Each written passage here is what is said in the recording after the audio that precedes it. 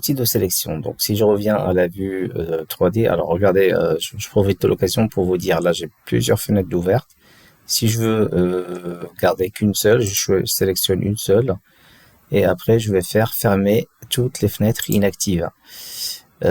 Donc, ça me laisse, ça c'était, voilà. Et là, je vais aller sur la vue 3D. J'ai ma vue 3D. Si je sélectionne un objet, ben, j'ai l'élément qui est indiqué là. Ça veut dire que j'ai sélectionné le toit et je peux rentrer dans le détail pour savoir quelle est la constitution de ce toit. Il est composé de plusieurs éléments qui sont décrits là. Ok. Donc ça, c'est un outil de sélection classique qui marche avec la souris.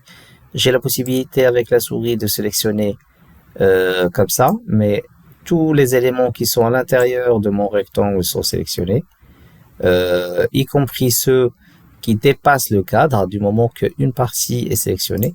Et l'autre rectangle qui va de gauche vers la droite permet de sélectionner uniquement les éléments qui sont à l'intérieur du rectangle. Après, si vous voulez par exemple choisir un élément particulier, vu que là on a pas mal d'éléments qui sont cachés à l'intérieur, vous avez la possibilité d'activer le filtre. Le filtre, il va vous dire, ça, ce sont tous les éléments qui sont sélectionnés dans ce que j'ai fait là. Vous pouvez faire, par exemple, ne rien sélectionner, aller chercher en particulier le toit ou les fenêtres, ou, allez, je prends les portes, je fais OK, et là, il va me sélectionner la porte d'entrée.